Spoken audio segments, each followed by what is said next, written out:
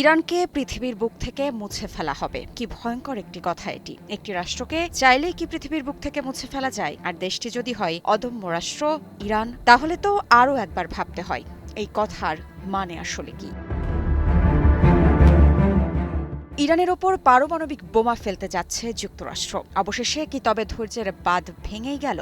শেষ পর্যন্ত কি ইরানকে গুড়িয়ে দেবেন মার্কিন প্রেসিডেন্ট ডোনাল্ড ট্রাম্প? হুমকি নাকি যুদ্ধের কাউন্টডাউন ইতোমধ্যে শুরু? হরমুজ প্রণালীতে ঠিক কি ঘটছে যা এতটা ক্ষিপ্ত করে তুলেছে ওয়াশিংটনকে? এবার কি সত্যিই ইরানকে গুড়িয়ে দিতে প্রস্তুত যুক্তরাষ্ট্র, নাকি এর পেছনে লুকিয়ে আছে আরও বড় কোনো খেলা?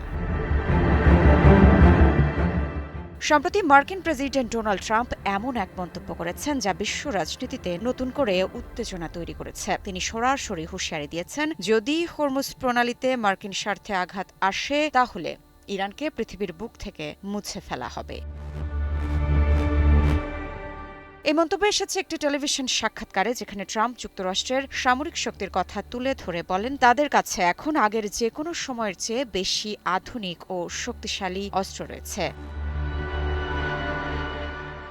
বিশেষ করে গুরুত্ব পাচ্ছে হরমুজ প্রণালী, যেখান দিয়ে বিশ্বের একটি বড় অংশের জ্বালানি তেল পরিবহন হয়। এই পথটি যদি অস্থিতিশীল হয়ে পড়ে তাহলে শুধু মধ্যপ্রাচ্য নয়, পুরো বিশ্ব অর্থনীতিই চাপে পড়ে যাবে। ট্রাম্প আরও বলেন, যুক্তরাষ্ট্রের নৌবাহিনী বা তাদের কোনো মিশনে হামলা হলে তারা পূর্ণ শক্তি প্রয়োগ করতে দ্বিধা করবে না।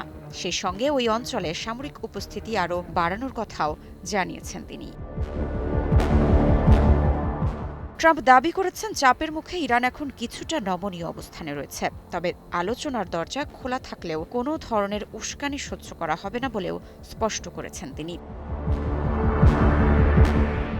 বিশ্লেষকদের মতে এই ধরনের কড়া বক্তব্য শুধু রাজনৈতিক বার্তা নয়, এটি একটি কৌশলগত চাপও। কিন্তু প্রশ্ন হচ্ছে, এই চাপ কি শেষ পর্যন্ত সামরিক সংঘর্ষে গড়াবে? কারণ ইতিহাস বলছে, যুক্তরাষ্ট্র ও ইরানের মধ্যে দীর্ঘদিন ধরেই চলছে এক ধরনের স্নায়ুযুদ্ধ। আর এই উত্তেজনা যদি নিয়ন্ত্রণের বাইরে চলে যায় তাহলে পরিস্থিতি ভয়াবহ হতে পারে।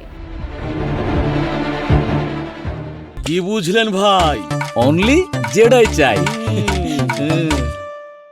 এখন সবচেয়ে বড় প্রশ্ন, যুক্তরাষ্ট্র কি সত্যিই ইরানের বিরুদ্ধে পারমাণবিক অস্ত্র ব্যবহার করতে যাচ্ছে, নাকি এটি শুধু শক্তি প্রদর্শনের এক কৌশল যাতে ইরানকে চাপে রাখা যায়? বাস্তবতা হলো, পারমাণবিক হামলা কোনো সাধারণ সিদ্ধান্ত নয়। এর প্রভাব হবে বৈশ্বিক এবং তা মানবতার জন্য ভয়াবহ পরিণতি ডেকে আনতে পারে। আপনার কি মনে হয়, এই উত্তেজনা কি শেষ পর্যন্ত যুদ্ধের দিকে যাবে, নাকি কূটনৈতিক আলোচনাতেই সমাধান হবে? মৃত্তিকা সিনহা বিশ্বাস, নিউজ 24।